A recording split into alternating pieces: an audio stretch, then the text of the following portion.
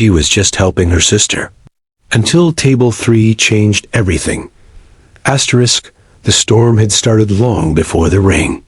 Inside her chest, the thunder rolled every day, quiet and heavy. Ava stood behind the counter of her sister's tiny corner cafe, tucked between a faded laundromat and a pawn shop in a neighborhood most people passed through without stopping. Her apron was stained with coffee and memories, her hands rough from wiping tables and washing dishes, but her heart was still soft. She didn't belong here, not really. This wasn't her dream, wasn't her plan. She was just helping her sister. Until table 3 changed everything. Asterisk, if you believe in kindness, second chances, and the power of unseen moments, please like, comment, share, and subscribe to USA Soul Stories. Your support helps bring more of these true, heartfelt stories to life. Asterisk, Ava had been in New York City 2 years ago, studying architecture, building models of buildings that reached the clouds, her hopes just as high. But everything changed when her mother got sick. The money meant for her tuition went into medical bills, prescriptions, and finally, a funeral. Her father disappeared in grief and shame, and Ava, heartbroken but holding it all together, came home to help her sister, Lily, run the little cafe their mother once adored.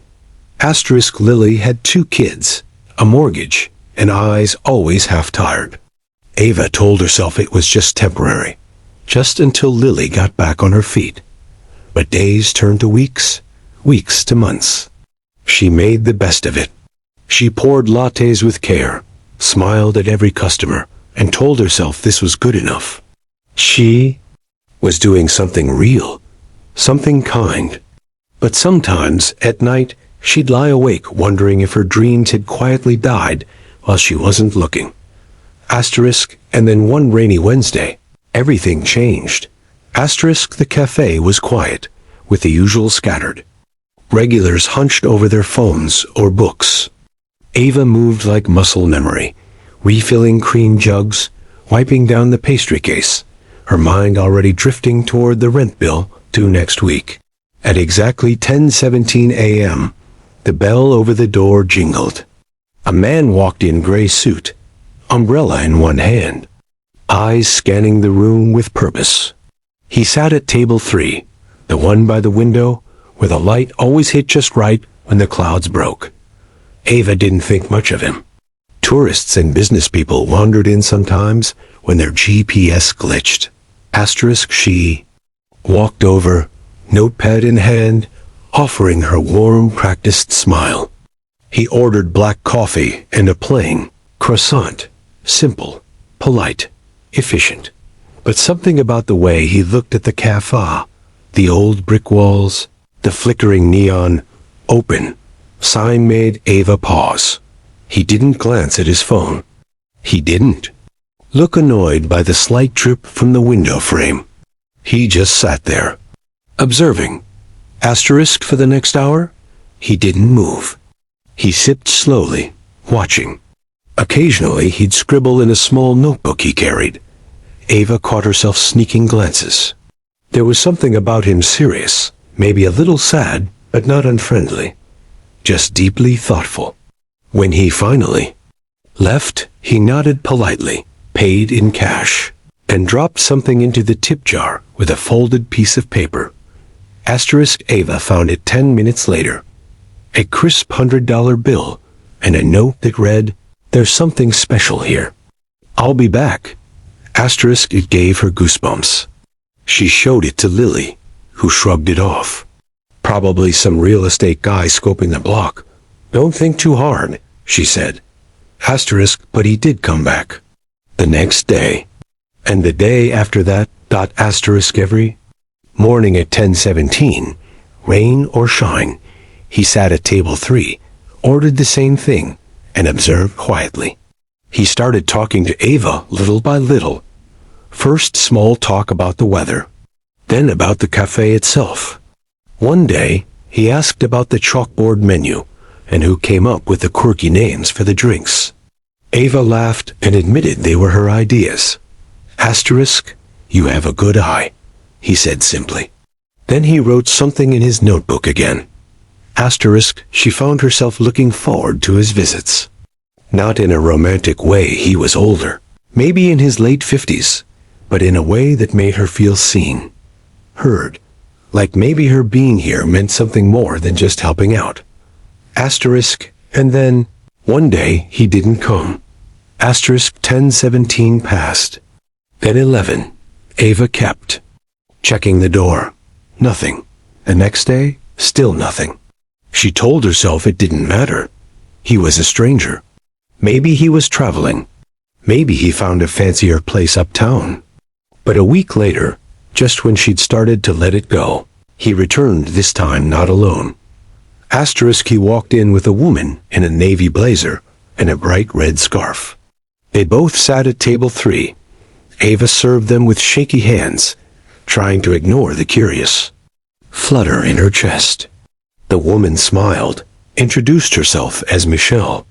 We're working on something, she said vaguely, and your cafe came up. Asterisk, Ava's eyes narrowed. Came up? How? Asterisk, the man, whose name she now learned was Thomas, finally revealed the truth.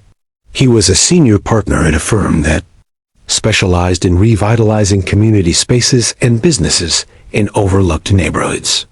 They were planning to develop a cultural hub downtown, a blend of local cafes, artisan shops, art installations.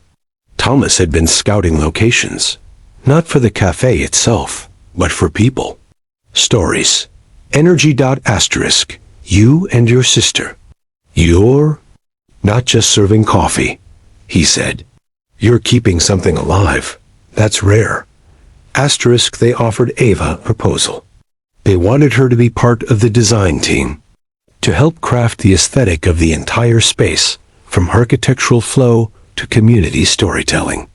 They'd pay for her to complete her architectural studies and mentor her under one of their top creatives, all because she was kind. Because she stayed. Because she made table 3 feel like something more than a table. Asterisk, Ava froze. It felt too big, too sudden.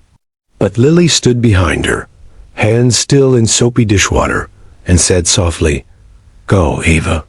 You are never just helping me. You've been building something this whole time.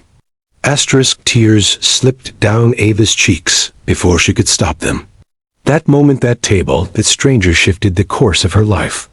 She said yes, and in the months that followed, everything bloomed. Ava went back to school, supported by the firm, and worked part-time on the design project. She returned to the cafe on weekends, not out of obligation, but love. Table 3 now had a tiny engraved plaque, Where New Stories Begin. People asked about it all the time. And Ava would smile, eyes a little watery, and say, It's where I remembered who I was. Asterisk, if this story touched your heart, please like, share, and subscribe to USA Soul Stories.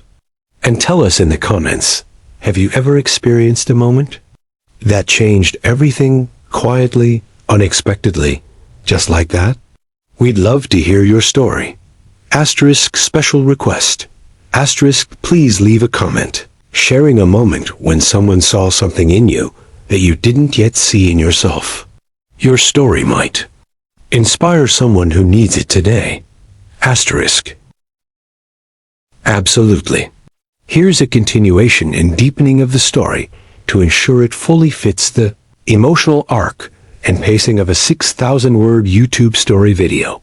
This extension further explores Ava's personal transformation, her bond with her sister, and how one small act of kindness can have an extraordinary ripple effect. Ava moved through that summer like someone waking from a long, quiet dream. Every day was still filled with work, early mornings, design drafts, balancing part-time classes and cafe shifts, but something had shifted in her. For the first time in years, she wasn't just surviving.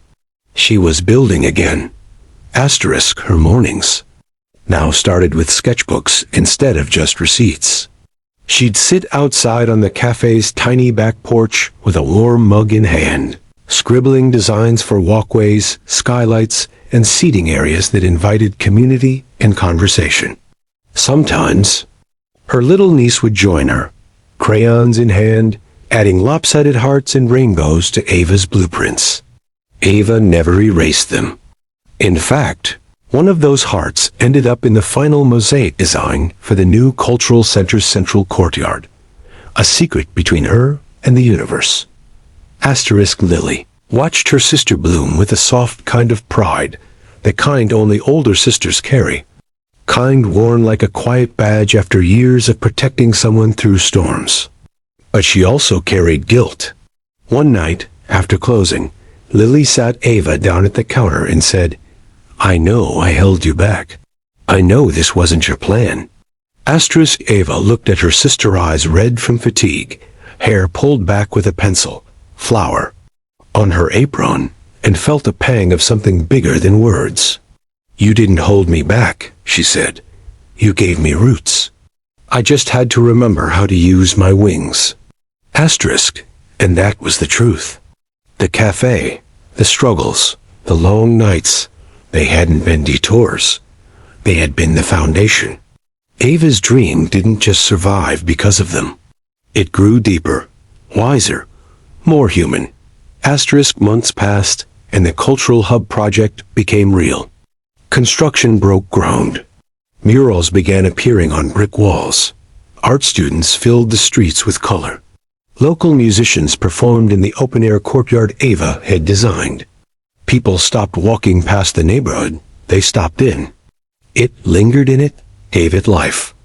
At the ribbon-cutting ceremony, Ava stood beside Thomas and Michelle, the city mayor, and a crowd of neighbors. Cameras flashed, reporters jotted notes, and speeches were made. But the moment that broke her open was when Lily and the kids arrived, holding a bouquet of sunflowers, her mother's favorite. Tears spilled down Ava's cheeks as she embraced her sister. In the middle of the crowd, the lights, the applause, she wasn't thinking of the architecture awards, or the funding grants, or even the proud nods from the firm. She was thinking of a tired cafe, of a dripping window, of table 3, and of a man who saw her not as a waitress or a helper, but as an architect of stories, of hope, of something more. That night, Ava returned to the cafe after hours. It was empty, quiet, humming with memory. She sat at table 3, just for a moment. The streets outside were glowing with the reflection of a world she helped reshape. And in her heart, she whispered a soft thank you to the stranger, to the struggle, to the silence, and to the little voice that never stopped believing in something more.